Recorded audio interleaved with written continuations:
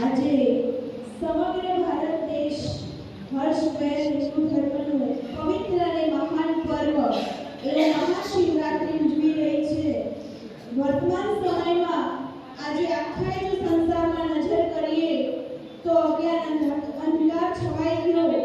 વિકારો વશ દુનિયામાં આજે વિષ વ્યાપ્ત થઈ ગયું છે. તેને પીવા સ્વયં નીલકંઠ મહાદેવ આ વિશ્વ ધરા પર અવતરિત થઈ ચૂક્યા છે. પરમાત્માને આ સૃષ્ટિ ઉપર આવે 89 વર્ષ થઈ ચૂક્યા. તેની જ યાદગાર સ્વરૂપે આપણે શિવરાત્રીનું પર્વ મનાવીએ છીએ. તો આવો આવા મહાન શિવરાત્રીના પર્વને આપણે આજે ઉજવીએ. કોઈએ ખૂબ સુંદર કહ્યું છે કે શબ્દ વધુ અને ભાવ ઓછો તેનું નામ યાચના. શબ્દ વધુ અને ભાવ ઓછો તેનું નામ યાચના. ભાવ વધુ અને શબ્દ ઓછા તેનું નામ પ્રાર્થના. ભાવ વધુ અને શબ્દ ઓછા તેનું નામ પ્રાર્થના. અને તેનાથી પણ ઉપર શબ્દ અને ભાવ બંને એક જ થઈ જાય તેનું નામ ધ્યાન. તો આવો આપણે સૌ ભેગા મળી આપણી ભારતીય સંસ્કૃતિ પ્રમાણે સૌપ્રથમ પ્રભુ પિતા પરમાત્માને 2 મિનિટ યાદ કરીએ.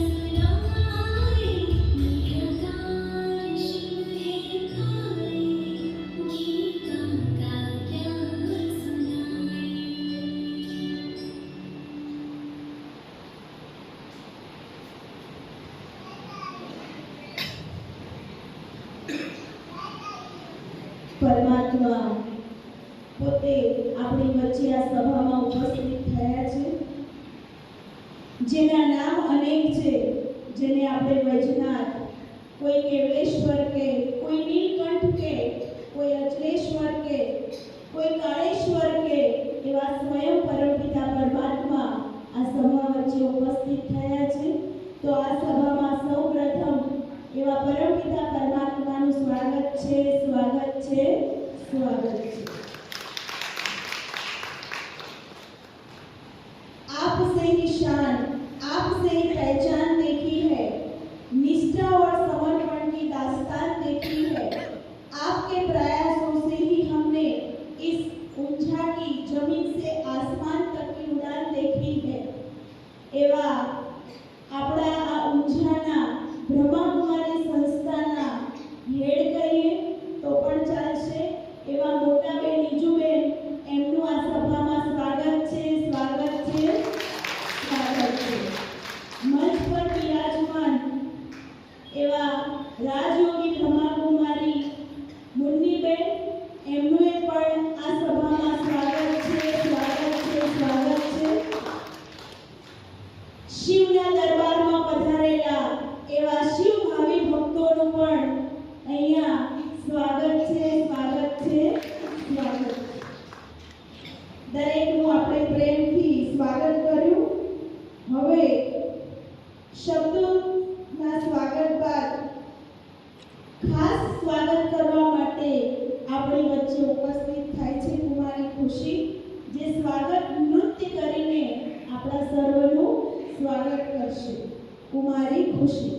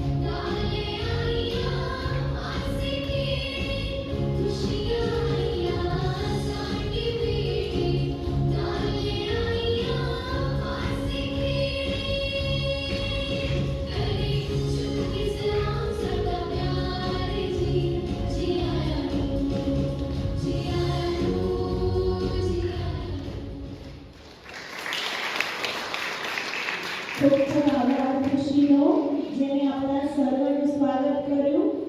આ સભામાં ખુશીનું સ્વાગત છે. બે દ્વારા ઈશ્વરીય સોગાદ કરેલી છે. અને હવે જે કાર્યક્રમના ઉપલક્ષથી આપણે ભેગા થયા છીએ એને આપણે આગળ વધારતા दिल के खूबसूरत, दिल से खूबसूरत हो आप, मन से सच्चे मूरत हो आप, तारीफ क्या करूं आपकी, हमारे कार्यक्रम की सूरत हो आप. एवा ज्ञान गुणों सुवासित सौम्य અને સરળ વાણી દ્વારા સર્વને સંતુષ્ટ કરનાર, ધૂપ સળીની જેમ ખુદ ખૂબી જઈ અનેક આત્માઓના જીવનને દિવ્યતા સંપન્ન બનાવનાર, સજ્જનતા જેમની સુવાસ છે, પ્રસન્નતા આપનું જીવન છે, પરોપકાર આપનું રટણ છે, જેમની ગરિમામય ઉપસ્થિતિ આજના કાર્યક્રમની શોભા છે, એવી વિદ્યતાની અનમોલ કૃતિ, સંપૂર્ણ શિવ સમર્પણ પ્રેમની ગંગા, વાત્સલ્યની મૂર્તિ, જ્ઞાન જેમનું ચિંતન છે, એવા રાજયોગી આદરણીય મુન્નીબેન આપણી વચ્ચે ઉપસ્થિત છે, જેઓ આપણને શિવરાત્રિના પર્વના રહસ્યને આપણી સામે ખુલ્લો મૂકશે. શિવરાત્રિ જે સ્વયં પરમાત્માનો જન્મ જયંતિ ગણાય, એવી જન્મ જયંતિ પરમાત્મા શું કરવા દુનિયામાં આવે છે, પરમાત્મા કોને કહેવાય, શિવરાત્રિમાં જે ઉપવાસ કરીએ, જાગરણ કરીએ, એ દરેક રહસ્યને આપણને સમજાવશે. આદરણીય બ્રહ્માકુમારી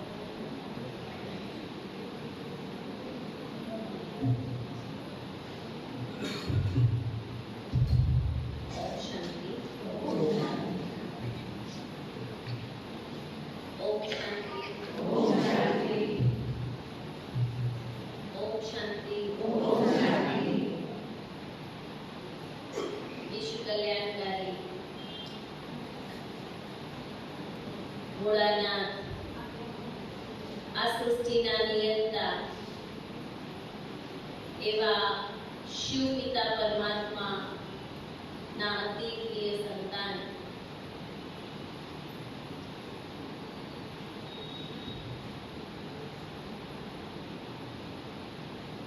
મંચ ઉપર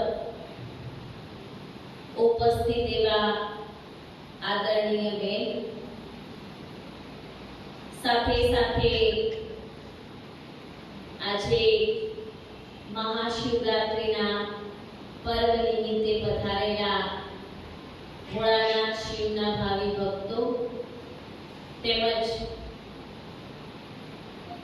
જેને પરમાત્માને ઓળખી લીધેલા છે એવા બ્રાહ્મણ ભાઈ બહેનો, આજે મહાશિવરાત્રિનું પર્વ ભારતભરમાં ઉજવાય છે. એવું કહેવાય કે વર્ષના 365 દિવસમાં આપણે બધા જ ધર્મને અનુલક્ષીને ચાલવા વાળા ભારતીયો 366 તહેવારો ઉજવીએ છીએ. મતલબ એ કે સવાર પડે અને આપણે ક્યાંક ને ક્યાંક ઉમંગ અને ઉત્સાહ જીવનમાં મળી રહે એના માટે શોધી અને આપણે એક સવાર પડે અને ઉત્સવ ઉજવવાની કોશિશ કરીએ છીએ. નાનામાં નાના દિવસને પણ આપણે બહુ જ ખુશીથી મનાવીએ છીએ. એમાં તો શિવરાત્રી, નવરાત્રી